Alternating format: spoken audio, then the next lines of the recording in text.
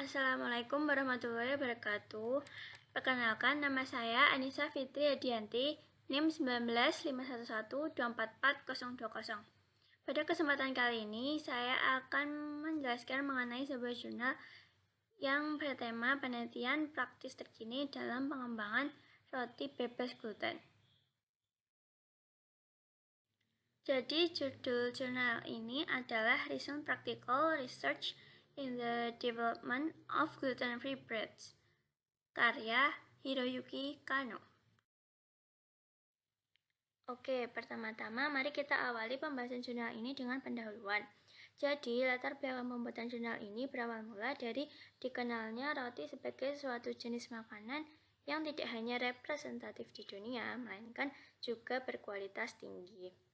Hingga akhirnya posisi roti bagi masyarakat bukan hanya sebagai makanan pokok, melainkan sudah menjadi the stuff of life atau bagian dari kehidupan mereka.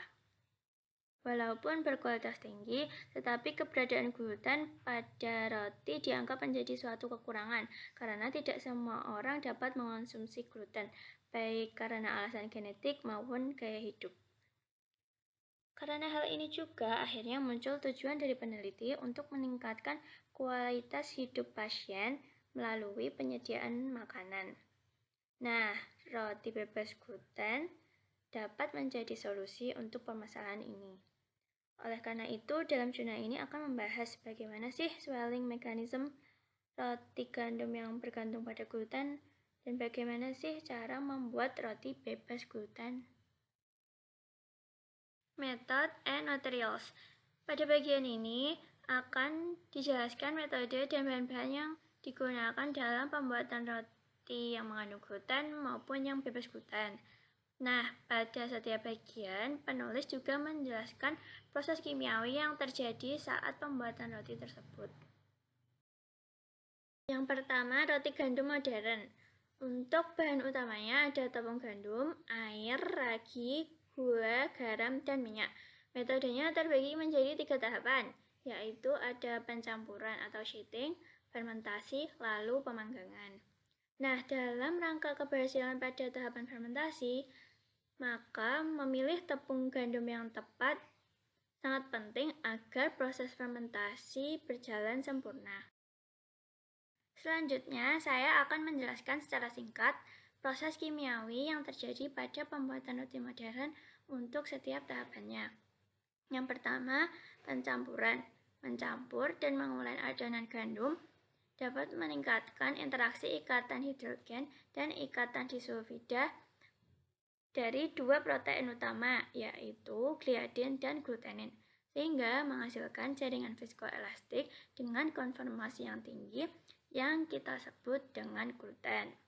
Yang kedua, fermentasi. Pada tahapan ini, ragi tumbuh dengan cepat di dalam adonan, menghabiskan seluruh komponen gula dan oksigen yang tersedia.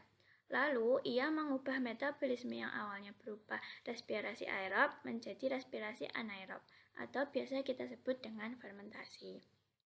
Dalam proses fermentasi selanjutnya, ragi menghasilkan beberapa gas-gas fermentasi seperti etanol, tetapi sebagian besarnya merupakan karbon dioksida.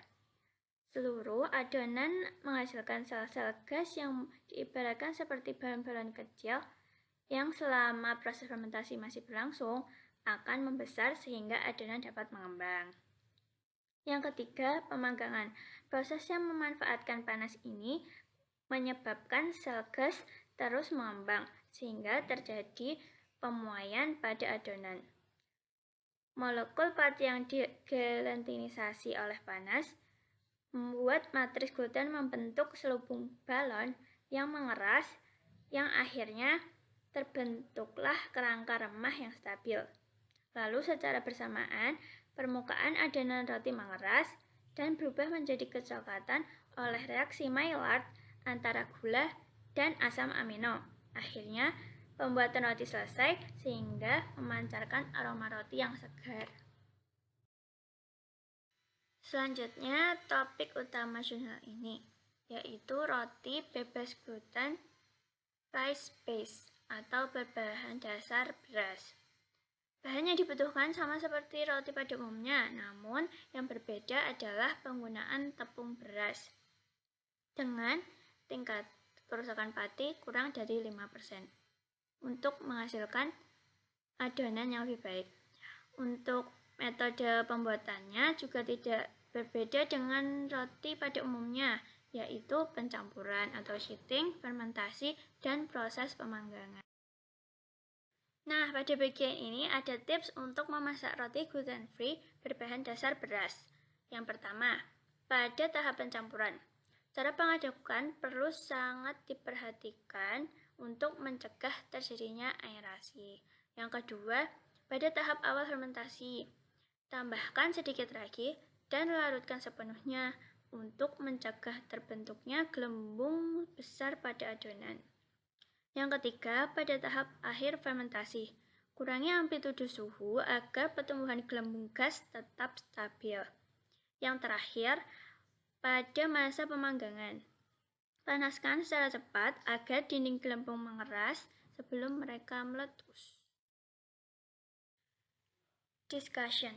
Permintaan masyarakat terhadap roti bebas gluten terus meningkat dikarenakan roti yang memiliki posisi sebagai salah satu makanan pokok pada kenyataannya tidak bisa dinikmati oleh sebagian orang. Para pengidap penyakit yang disebabkan oleh reaksi intoleransi terhadap gluten akan mengalami gangguan kesehatan jika mereka mengonsumsi gluten. Contohnya seperti kerusakan pada usus dan masih banyak lagi. Selain itu, gelombang gaya hidup bebas gluten juga mulai meningkat akhir-akhir ini. Para penganutnya yang sebagian besar adalah gluten toleran percaya bahwa produk makanan bebas gluten memang lebih sehat. Padahal belum ada penelitian yang membuktikan bahwa mengonsumsi gluten bagi seorang gluten toleran membawa pengaruh buruk bagi tubuhnya. Beras dipilih sebagai bahan dasar gluten-free bread karena minim alergenik dan mudah ditemukan di mana saja.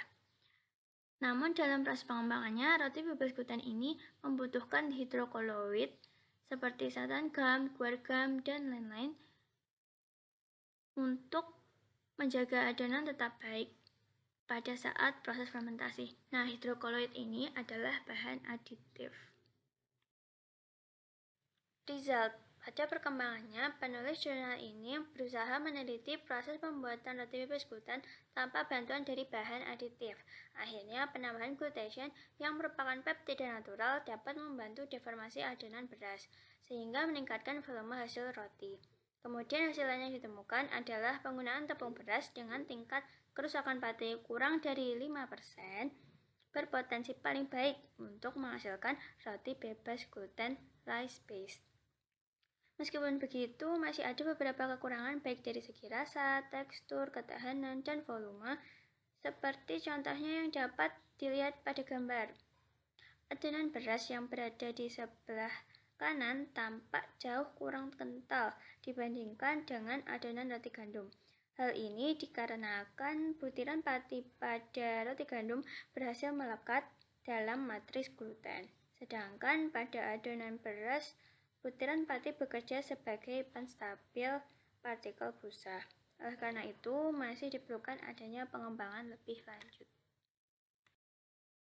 Conclusion. Yang pertama, permintaan roti bebas gluten meningkat karena kebutuhan para pengidap celiak maupun intoleransi gluten lainnya dan menyebarnya gluten-free lifestyle.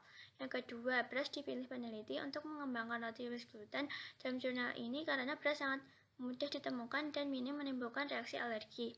Yang ketiga, peningkatan kualitas mesin yang menggabungkan sistem induction heating cocok untuk pembuatan roti bebas gluten beras dengan tipe foam particle karena sistem induction heating dapat menjadi kontrol temperatur yang stabil dalam proses fermentasi dan pemanasan yang cepat dalam proses pemanggangan.